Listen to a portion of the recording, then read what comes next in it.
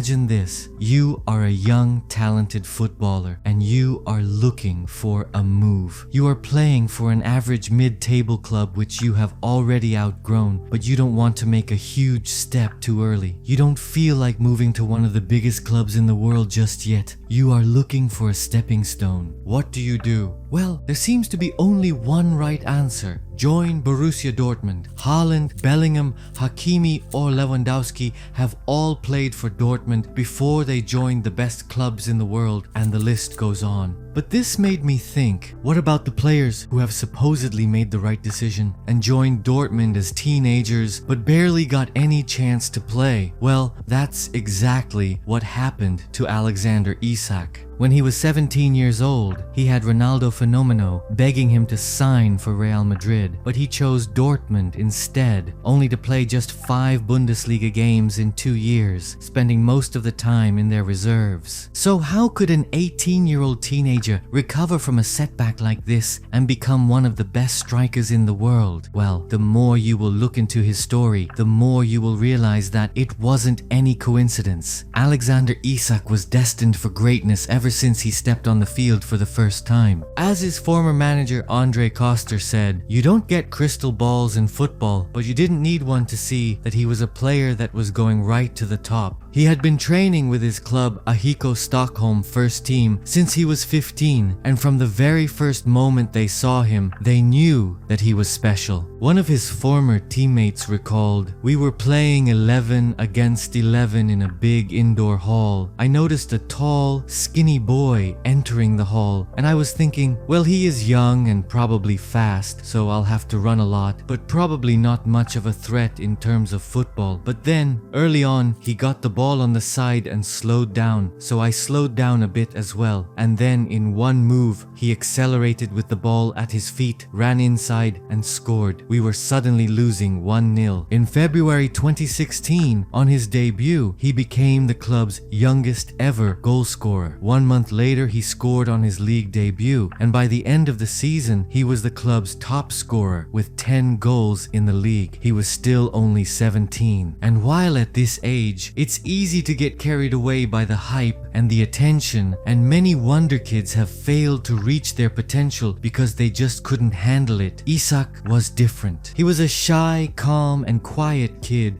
with a strong desire to improve. He would always listen to the older players, open to every single piece of advice they gave him. Soon, it was very clear that he would not stay in Sweden for much longer. In January 2017, the likes of Liverpool, Barcelona, or RB Leipzig were all fighting for his signature, but in the end, it was between 2 clubs, Real Madrid and Borussia Dortmund. He chose the latter, thinking it would be the best possible move for his development. After all, Real Madrid had Cristiano Ronaldo and Karim Benzema playing in his position, but as it turned out, Real Madrid would have been a big jump for him, but Dortmund definitely wasn't a small one. Until the rest of that season, he played only 5 minutes in the cup against a 3rd division side. The following year, he was granted just barely over 200 minutes, and in the first half of the next season, he was playing for the B team. Many youngsters would have had a hard time mentally recovering from being relegated into the reserves, and well, Isak was no exception. But luckily, his coach Jan Zivert knew exactly what he needed.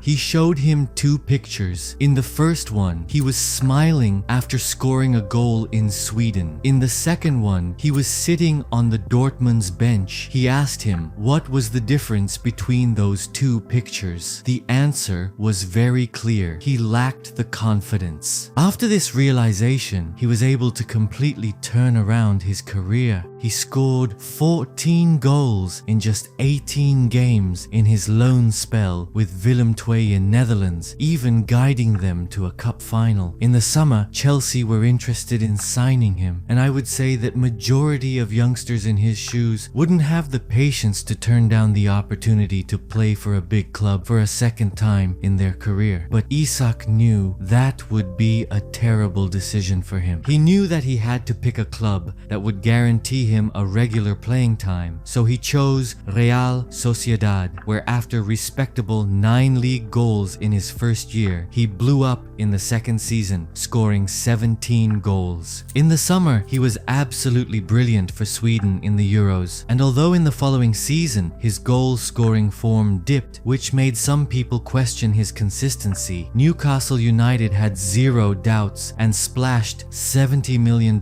for his transfer, making him the most expensive Swedish player ever. Yeah, this guy was more expensive than Zlatan, and he was just 22. His start in England could hardly have been any better. He scored 2 goals in his first 3 games, including a debut goal against Liverpool, but then he suffered a muscle injury which kept him out for over 3 months. He was heartbroken. As a new signing that costed the club so much money, he desperately wanted to prove that he was worth every single penny, but he couldn't. But this pain made him even more motivated to come back even stronger, and that's exactly what happened. Since he came back from that injury, only Erling Haaland and Mohamed Salah have scored more Premier League goals than him, and he's not far behind either of them. In fact, if you ask fans who is currently the best striker in the Premier League, many of them would say Isak rather than Haaland, and I don't blame them. While Haaland is physically an absolute